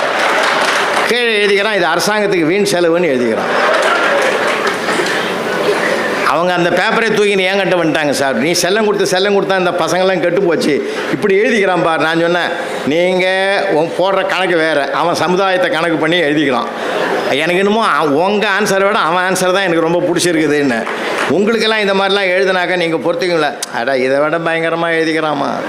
காந்தி ஜெயந்தி குறிப்பு வரைன்னு கேட்டிருந்தேன். காந்தியை பற்றி 4 வரி எழுதிட்டு அடுத்த வரி எழுதிக்கிறான், ஜெயந்தியை பற்றி எனக்கு எதுவும் தெரியாதுன்னு எழுதிக்கிறான் சார். அவன் அப்படி தான் சார் இருப்பான். பையன்னா குழந்தைத்தனம் இருக்கும், வேடிக்கை இருக்கும், விளையாட்டு இருக்கும், எல்லாமே இருக்கும். அதை நாம் தான் பெருந்தன்மையோடு ரசனையோடு ஏற்றுக்கணும். அந்த ரசனையோடு ஏற்ற அந்த குறும்புத்தனத்தை ரசித்து அவனை நீங்கள் நெறிப்படுத்தினீங்கன்னு வச்சுங்க, அவன் தான் சார் பின்னாடி பெரிய ஆளாக வருவான், பெரிய அறிஞனாக வருவான். அவனுடைய ஆர்வத்தை இன்னும் சொல்லுமா, அதிகமான அந்த வாழ்த்தனம் துடுக்குத்தனம் பண்ணுது பாரு பிள்ளைங்க, அவங்க தான் பிற்காலத்தில் கண்டுபிடிப்பாளனாகவே வருகிறார்கள் என்று ஒரு சர்வே சொல்லுது. அது அப்படி தான் இருக்கும் உலகமே. இல்லையா? நமக்கு மட்டுமா அது? ஆனானப்பட்ட 1299 முறை போராடி 1300வது முறை தான் இந்த மின் விளக்கே கண்டுபிடிச்சார் தாமஸ் ஆல்வா எடிசன். அந்த பல்பு எரியுது சார். இவ்வளோ கஷ்டப்பட்ட மனுஷனுக்கு எப்படி இருக்கும் சந்தோஷம்? தான் சம்சாரத்தை தான் சார் எழுப்பினார். தூங்கினுங்கிற அந்த அம்மாவை எழுப்பி, ஹாய் இங்கே பார், நான் கண்டுபிடிச்ச பல்பு எரியுதுன்னாரு. அனுப்பிச்சிட்டு படுத்துக்க அனுப்பிச்சு. அவர் எந்த அளவுக்கு நொந்து நூலாயிருப்பார் கொஞ்சம். இந்த உலகம் என்பது பாராட்டுங்க, தயவுசெய்து. உண்மையிலே உங்கள் நண்பன் உயர்ந்துட்டாரா பாராட்டுங்க. விளையாட்டுகள் அந்த பாராட்டுகிற மனம் எங்கேருந்து வரும் தெரியுமா? மகிழ்ச்சியை மனதில் குடியிருக்க வைக்கிறவனால் தான் பாராட்டு என்ற எண்ணமே வரும். பாராட்டு என்பது ஒரு மனிதனை உருவாக்குகிற மிகப்பெரிய படிக்கட்டு. அதனால தான் சொல்கிறேன். நான்லாம் நிறைய குடும்ப கூட்டத்தில் பேசுகிறவன் சார். அண்ணன் தனபாலுக்கு இந்த நிறைய நிகழ்ச்சிகள் அறியும் லைன்ஸ் கிளப்லாம் கூட்டியிருக்காருன்னு அழைச்சிருக்காரு, ரோட்டரிக்கெலாம் அழைச்சிருக்காரு. எதுக்கு சொல்கிறேன்னா அந்த ஃபேமிலி தான் சார் முதல்ல. மனித பயிற்சி கொடுக்குற இடமே வீடு தானே சார். பல்கலைக்கழகங்கள் பட்டம் கொடுக்கும், அறிவை கொடுக்கும். அன்பு, பரிவு, பாசம், அரவணைப்பு, உறவுகளை நேசிப்பது என்பது மனித பயிற்சி கொடுக்குற இடம் நம்முடைய வீடு தான் சார். அப்படிப்பட்ட வீடு சாதாரணமான வீடு இல்லை. இந்திய தேசத்து வீட்டினுடைய அம்சம் அற்புதமான அமைப்பையாது. அதான் ஹிலாரி கிளின்டன் 6 மாத காலம் இந்தியாவை சுற்றுப்பயணத்தை முடித்துக்கொண்டு அமெரிக்காவுக்கு போகிற போது ஏர்போர்ட்டில் கேட்டான் நிருபர், உங்களுக்கு என்ன பிடிச்சிருந்ததுன்னு. தென் தமிழ்நாட்டு குடும்பங்கள் எனக்கு பிடித்ததுன்னு சொன்னாங்க அந்த அம்மா. ஏன் கோயில்கள் பிடிக்கலையான்னு கேட்டாங்க. குடும்பமே கோயில்களாக இருப்பதை நான் அங்கு தான் பார்த்தேன். நாங்கள் எவ்வளோ அருமையான ஒரு ரிப்போர்ட் அது. நமக்கெல்லாம் கிடைத்த அதனால தான் தாயிற் சிறந்த கோவில் இல்லைனா, தந்தை சொல் மிக்க மந்திரம் இல்லைனா, அன்னையும் பிதாவும் முன்னறி தெய்வம்னா. அம்மாவும் அப்பாவும் பட்டினி போட்டுட்டு நீ 1008 ஸ்தலங்களுக்கு போய் பிரயோஜனமே கிடையாதுன்னு சொல்லி கொடுத்த மண் இந்த மண். தாய் தந்தை தான் மூத்த தெய்வங்கள், கண்கண்ட தெய்வங்கள் என்று சொல்லி கொடுத்த இந்த மண். அதனால தான் அந்த மனித பயிற்சி கொடுக்குற இடம் நம்முடைய வீடு. இங்கே தான் என் மகிழ்ச்சி கொட்டி கிடக்குது. அதனால தான் நான் குடும்ப கட்டத்தில் சும்மாது ஒரு பொங்கல் வருதா, தீபாவளி வருதா, கணவன் மனைவி சேர்ந்து போங்க, ஜவுளி கடைக்கெல்லாம் போங்க, நகை கடைக்கெல்லாம் போங்கன்னு. இதை ஒருத்தன் கூட்டத்தில் கேட்டு தான் சம்சாரத்துக்கிட்ட சொல்லிட்டான். நேற்று புலவர் கூட்டத்துக்கு போனேன், நீ தனியாக போகாத, பொங்கலுக்கு நானும் கூட வரேன், நீ புடவை எடுக்கும்போது நானும் கூட வரேன்னா. அந்த அம்மா இவனை கூட்டியும் போகும்போது மனசுக்குள்ளே என்ன திட்டியும் போகுது. நானாக போனாலும் நல்லதாக எடுப்பேன், இந்த ஆளை வேறு கூட போன அந்த ஆள் சொல்லி விட்டான். அது வரைக்கும் இம்மானே நொனன்னு கூடையே வந்து கழுத்தை அறுப்பான். அதனால் நம்ம என்னடா பண்ணுறது? ஏன்னா நம்ம புட்டாவை பார்ப்போம், பார்டரை பார்ப்போம், ஜரிகையை பார்ப்போம். இந்த ஆள் அங்கே ஒட்டிங்கிற துண்டு சீட்டை தான் பார்த்துன்னு இருப்பான். அது விலை எவ்வளோன்னு பார்த்துட்டு இது வேணாம், இது நல்லா இல்லை, நீ கட்டினா நல்லா இருக்காதுன்னு எத்தனை தடவை சொல்லியிருக்கலாம். இந்த விஷயம் தெரியாமல் போய் அந்த ஆள் வேறு சொல்லி விட்டு இவரை நம்ம தள்ள கட்டானு சொல்லி, ஆனாலும் ஒரு ஐடியா பண்ணிடுறேன்னு சொல்லி இந்த ஜவுளி கடை கிட்ட வர்ற வரைக்கும் ஐடியா போட்டுன்னு தான் வந்தது சார். உள்ள நுழையிற என்ட்ரன்ஸில் வந்தது ஐடியா ஃபார்ம் ஆகிட்டுது. இந்த பக்கம் செக்யூரிட்டி நிற்கிறான், இந்த பக்கம் பெஞ்சு போட்டுக்கிறான். சாமி ஐயா, நான் போய் எல்லா ரேக்கலைகரையும் புடவையும் நான் பார்த்துட்டு வர்றதுக்கு மணிக்கணக்கில் ஆகிடும், முன்னால் அவ்வளோ நேரம் நிற்க முடியாது, இந்த பெஞ்சில் உக்காரு அப்படின்னு சொல்லி பெஞ்சில் உட்கார வச்சுட்டு உள்ளே போட்டுது.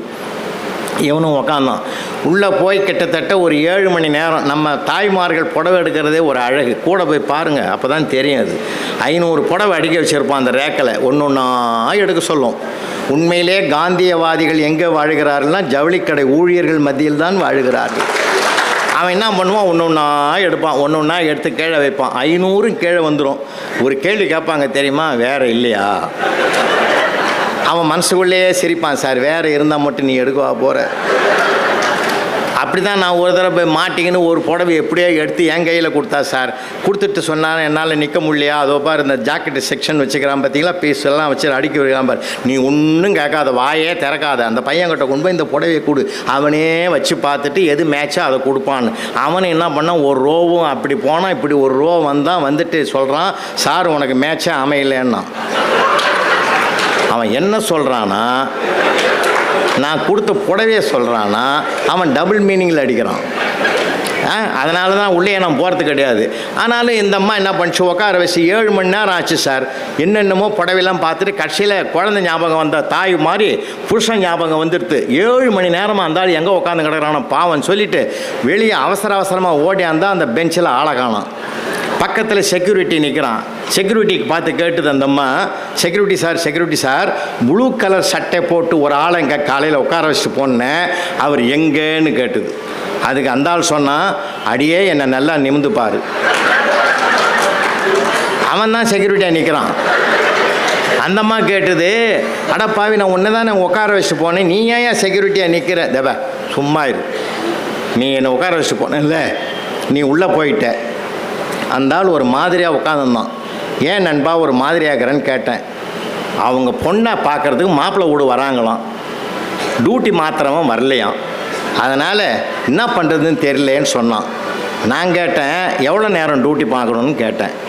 8 ஹவர்னு சொன்னான்.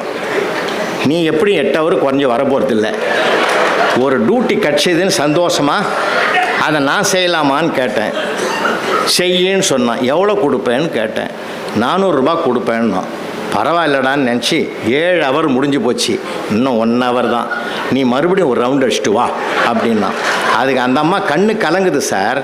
ஏன் கண் கலங்குற, உனக்கு என்ன அப்படின்னா, ஒன்றும் இல்லையா, உனக்கு எனக்கும் பொருத்தம் பார்த்த ஜோசியர் சொன்னார், மனப்பொருத்தம் 100க்கு 100 இருக்குதுன்னு அன்றைக்கே சொன்னாயா அந்த மகராஜன். எடுத்து வச்ச புடவைக்கு 400 ரூபா குறையுதேன்னு வந்தேன். அதை சம்பாஷ பத்தியா, 7 ஜென்மத்துக்கு நீதாயா என் புருஷன்னுச்சு. நம்மால் நினச்சான் இதுதான் எனக்கு 7வது ஜென்மமாக இருக்கணும். கடவுளே நான் முடிவு. அண்ணா வாங்க வாங்க வாங்க. ஒரு நல்ல சிந்தனையாளர், ஒரு சமுதாய புரட்சியை உருவாக்குகிற, விழிப்புணர்வு உருவாக்குகிற எழுத்தாளர், பேச்சால் மட்டுமல்ல தன் எழுத்தாலேயே பேச வைத்து சிந்திக்க வைக்கக்கூடிய தமிழ் அறிஞர் மனுஷபுத்திரன் அவர்கள் வந்திருக்கிறாங்க.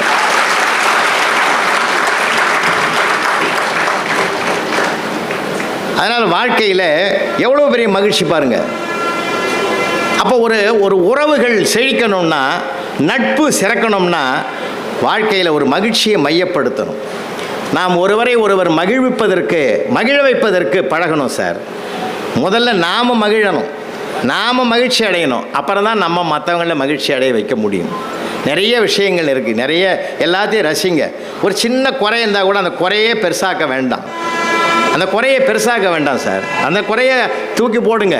யாருக்கு குறையில? திருவள்ளுவரை விடவா உலகத்தில் ஒரு ஞானி உண்டு? குணம் நாடி குற்றமும் நாடி அவற்றுள் மிகை நாடி மிக்க கோளன்னு சொன்னார். இதை விட என்ன வேணும்? நான் ரொம்ப ரசிப்பேன் முத்தமிழறிஞர் டாக்டர் கலைஞர் அவர்கள். ஒரு சமயம் ஒரு ஹாக்கி போட்டியில் பரிசு கொடுக்கறதுக்காக வந்திருக்காங்க. ஹாக்கி போட்டி என்ன ஆகிப்போச்சுன்னா, ட்ரா ஆகிப்போச்சு. 2 பக்கமும் சமமாக போட்டான் கோலு. 2 டீமும் சமமாக கோல் போட்ட உடனே பரிசு கொடுக்குற வந்த முத்தமிழறிஞர் என்ன பண்ணார், டாஸ் போட வேண்டிய சூழ்நிலை வந்தது. அப்படியே நாணயத்தை அப்படி சுண்டி விட்டாங்க, கீழே விழுந்தது. உனக்கு என்ன வேணும்னார். பூன்னான். உனக்கு என்ன வேணும்? தலை. சுண்டி விட்டது கீழே, நாணயம் கீழே விழுந்ததும் பூ தான் வந்தது. அந்த பூ கேட்டவனுக்கு ஜெயிச்ச டீம் ஆகி போச்சு. அப்போது பரிசு கொடுக்கும்போது முத்தமிழறிஞர் பேசின பேச்சு என்ன தெரியுங்களா? இது நாணயமான வெற்றி, நாணயத்தால் வந்த வெற்றி. பூ கேட்டவர்கள் ஜெயித்தார்கள், தலை கேட்பது வன்முறை தானே. என்ன அருமை! நான் ரொம்ப ரசிச்சு சார். அது என்ன அற்புதமானது சார் இது இல்லை? அந்த சமயோசித ஞானம் வேணும். பாண்டியன் ஹோட்டல் மதுரையில் இருக்குது, இன்றைக்கி இருக்குது, பிரமாதமான பழைய காலத்து ஹோட்டல். பாண்டியன் ஹோட்டலில் வந்து முத்தமிழறிஞர் டாக்டர் கலைஞர் எலெக்ஷன் டைமில் வந்து உட்கார்றார். ராமநாதபுரம் மாவட்டத்தினுடைய ஓட்டு அதில் வந்து சேகரிக்கிறது ஒருத்தரை நியமிக்கிறார். அவரை கூப்பிட்டு கேட்குறாரு, எப்படி இருக்குது உன் தேர்தல் பணின்னு. பக்கத்தில் இருக்கிறவர் சொல்கிறாரு, பம்பரம் மாதிரி சுற்றுறாருங்க ஐயா. பம்பரம் மாதிரி சுத்தாத, அது ஒரே இடத்துல தான் சுற்றும். காற்று மாதிரி சூறாவளி பயணத்தை மேற்கொள்ளுன்னு ஒரு சொல்லில் எவ்வளவு ஒரு சுகத்தை பார்க்க முடியும், அதில் ஒரு மாற்றத்தை எப்படி கொண்டு வர முடியும்ன்றது அவரை படிக்கிற போது தான் சார் தெரியும் நமக்கு. எத்தனை பிரச்சனைகள், எத்தனை எதிர்கொள்ள துன்பங்கள், அவ்வளவும் தாண்டி. அதனால தான் சொன்னார் திருவள்ளுவர், இடுக்கண் வருங்கால் நகுகன்னார். அந்த சிரிக்கிற பக்குவத்தை பெற வேண்டும் மனிதன். நிறைவாக ஒன்று சொல்லி ஐயா வந்துட்டாங்க, ஒன்று சொல்லி நான் நிறைவு செய்கிறேன். எந்த சூழ்நிலையிலும் நம்ம மனசு தெளிவாக இருக்கணும் சார். சிரிக்க சொல்லலை அவர், துன்பம் வந்தால் சிரிங்கன்னு சொல்லலை. சிரிக்கக்கூடிய பக்குவத்தை நீ பெற்றுவிட்டால் அந்த துன்பத்திலிருந்து உன்னை காப்பாற்றிக் கொள்வதற்குரிய மார்க்கம் உனக்குள்ளேயே தோன்றும்னார். உனக்குள்ளேயே தோன்றும் சார். ஏன்னா எல்லா இடங்களிலும் இருக்குது சார் நம்ம நகைச்சுவை சார். கோர்ட்டில் ஒரு விசித்திரமான கேஸ் வந்தது, ஒரு விவாகரத்து கேஸ் வந்தது சார். விவாகரத்து கேஸ் வந்தது, குற்றவாளி கூண்டில் அவன் நிற்கிறான். ஏம்பா 10 வருஷமாக தம்பதிகளாக வாழ்ந்தீங்களே, மறுபடியும் கலந்து பேசி முடிவெடுத்து சேர்ந்து வாழுங்கயான்னாரு ஜட்ஜ் ஐயா. அவன் சொன்னான், நானும் எவ்வளோ முயற்சி பண்ணி பார்த்துட்டேன், அதே வேணாம், இனிமேல் அது ஒத்து வராது, எங்களை பிரித்து விட்ருங்கன்னா. பிரித்து விட்டா என்ன ஆகும் தெரியுமா? என்ன ஆனாலும் சரி சொல்லு சாமின்னா சொன்னார். அடுத்த மாதத்துலேருந்து உன் சம்பளத்தில் பாதி அந்த அம்மாவுக்கு ஜீவனாம்சமாக கொடுக்கணும். அவன் குற்றவாளி கூண்டிலேருந்து கடன்னு சிரிக்கிறான் சார். டேய் வருத்தப்படுவேன்னு பார்த்தானு நீ சிரிக்கிற? இல்லை ஏஜமா, 10 வருஷமும் முழுசாக கொடுத்துன்னு. இப்போ வர மாதத்துலேருந்து பாதி எனக்கு கிடைக்குதுன்னு சந்தோஷம் தாங்கலை. இந்த மாதிரி ஒரு தீர்ப்பு கொடுப்பீங்கன்னா 5 வருஷத்துக்கு முந்தைய நான் கேஸ் போட்டிருப்பேன். நீங்கள் யாருக்குள்ளே என்ன இருக்குன்னு யாராலும் கண்டுபிடிக்க முடியாது சார். அதனால தான் சொல்கிறேன், எந்த நேரமும் சிரிப்பதற்கு மனதை பக்குவமாக வச்சுருப்போம். எதுலேயும் நம்ம கலந்துக்குவோம். அதில் ஒரு விரக்தியாக பேச வேண்டாம். இன்னொன்று சொல்லுங்கள், பாசிட்டிவ் எண்ணங்களை நாம் வளர்த்துக்குவோம் சார். நேர்மறை எண்ணங்களை வளர்த்துக்குங்க. நடக்கும்னு நம்புவோமே, நம்பிக்கை தானே சார் வாழ்க்கை. நம்பிக்கை தானே சார் வாழ்க்கை. அதுதான் சொல்கிறேன். பேராசிரியர் கணேஷ் சிர்சாபேசன், தமிழறிஞர் பத்மஸ்ரீ சாலமன் பாப்பையா அவர்களுக்கே ஆசிரியராக இருந்தவர். அவரும் சொல்லி நான் நிறைவு செய்கிறேன். கணேஷ் சிர்சாபேசன் அவர்களும் நானும் திருமழிசையில் ஒரு அம்மன் கோயிலில் பேசுகிறதுக்கு, பட்டிமன்றம் பேசுகிறதுக்கு காரில் போகிறோம். பொத்தாண்டீஸ்வரர் கோயிலை தாண்டி போகணும். அப்போல்லாம் மண் ரோடு, நான் சொல்கிறது 30 வருஷத்துக்கு முந்தி, சின்ன மண் ரோடு, 20 அடி ரோடு. காரில் போகிறோம். டிரைவர் பேர் கோவிந்தன், நல்லா ஞாபகம் வச்சுங்க. கோவிந்தனா சங்கு சக்கரம் வச்சுருப்பாருன்னு அதையும் ஞாபகம் வச்சுங்க. வளைக்க முடியாத இடத்துல ஸ்டேரிங்கை வலிச்சாம்பார் டிரைவரு. வளைச்ச வேகத்தில் ஸ்டேரிங் கையில் வந்துடுச்சு. எங்கள் ஐயா சும்மா இல்லை, கோவிந்தா கையில் என்ன? சக்கரம் சுவாமின்னா. இவர் சும்மா இல்லை, சங்கு எங்கேன்னாரு. இன்னும் கொஞ்சம் நேரத்தில் ஊதிடுவாங்க. ஏன் இதை சொல்கிறேன்னா, அதையும் ஒரு ஹியூமர் ஆக்கினார் பத்தியா. அதைத்தான் வாழ்க்கையில் துன்பம் என்பதும் இன்பம் என்பதும் இரண்டரை கலந்து மனிதனை தேடி வரும். இன்பம் வருகிற போது மகிழ்கிற மனிதன், துன்பம் வருகிற போது துவளக்கூடாது, அதற்கு கூட சிரித்து அதை எதிர்கொள்கிற பக்குவத்தை பெற வேண்டும் என்று வள்ளுவரே நமக்கு ஒரு வாக்குமூலம் கொடுத்திருக்கிறார் என்று சொன்னால், சிரிக்க தெரியாதவனுக்கு பகல் பொழுது கூட இருட்டு என்று அவரே ஒரு தீர்ப்பும் எழுதி வைத்திருக்கிற காரணத்தினால், அன்பு நண்பர்களே, குழந்தையோடு பேசுங்கள், கொஞ்சம் குலாவுங்கள், குடும்பத்தில் இருக்கிற உறுப்பினர்களோடு பேசுங்க. ஏன்னா பேசுகிற நண்பர்களோடு பேசுங்க. பேசுகிற போதுதான் நகைச்சுவை தேன் துளிகள் நமக்கு நிறைய கிடைக்கிறதுக்கு வாய்ப்பு இருக்கிறது. பேசாமல் போனதனாலே பல பிரச்சனைகள் விசுரூபம் எடுத்திருக்கிறதையும் இந்த உலகத்தில் பார்க்கிறோம். பேசுவோம், கலகலப்பாக்குவோம், கலவரத்தை நிறுத்துவோம். நன்றி, வணக்கம்.